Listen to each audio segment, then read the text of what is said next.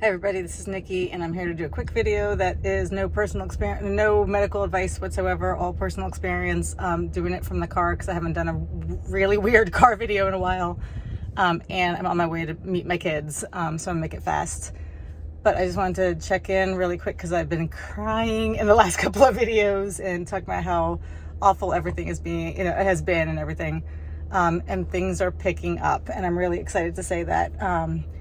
So I wanted to check in and leave something positive, and that is that I am easing my way back into testing again, and it's always good information, and even with a very good dexcom that I really like, it's always still really good information, and especially during exercise.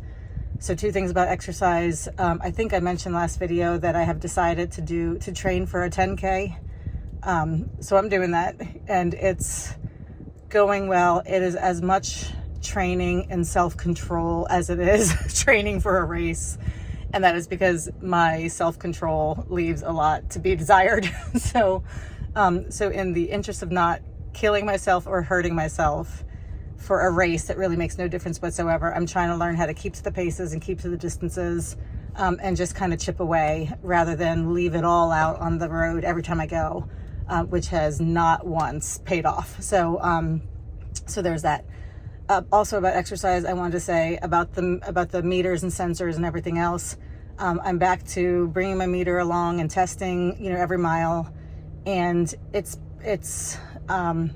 there is no substitute for meter readings during exercise. I know some people, my guess is their blood sugar is just more stable and they do okay with that, and that's great.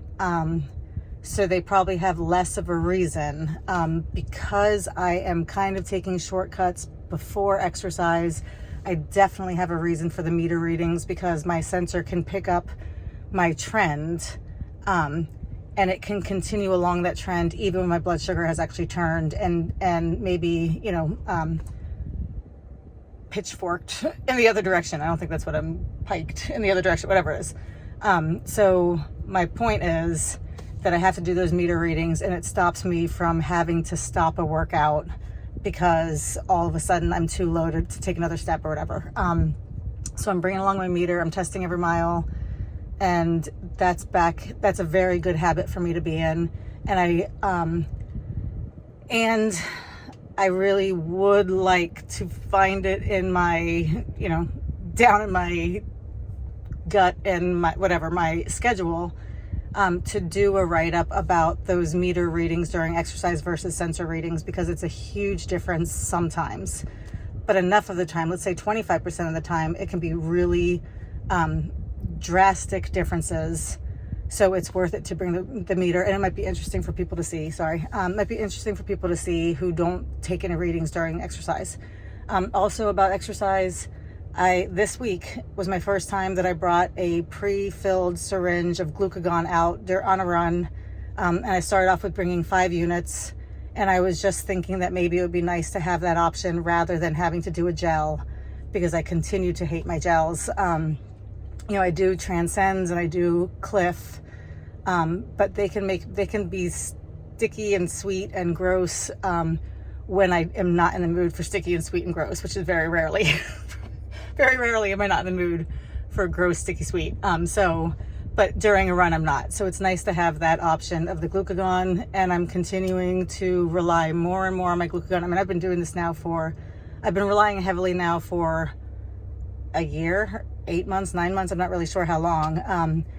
But it is so ingrained in my everyday routine and I do think that it's helping me to finally get a little control over the food. I don't want to say that out loud, but I'm on a positive kick with the food. And I feel like it's snowballing in the right direction. But the glucagon, I brought it out in the exercise on my runs this week. And I ended up going out for a 5-mile run yesterday where I forgot to bring my gels. And what I had done was pre-filled a glucagon syringe with 10 units.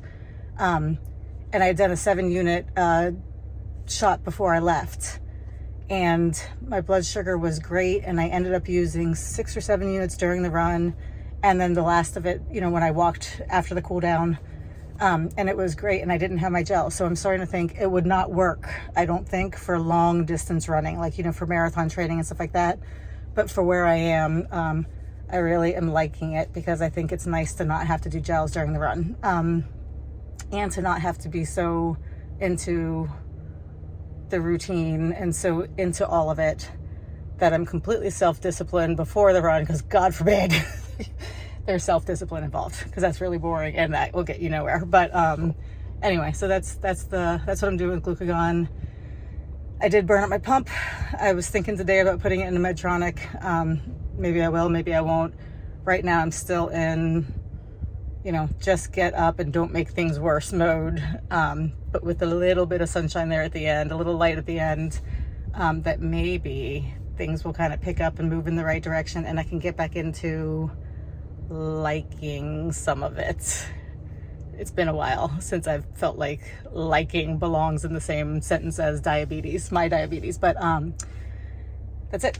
I'm off to meet the kids. I hope everyone is well, and thanks for watching. Stay out of trouble. Don't eat carbs. No medical advice. Bye.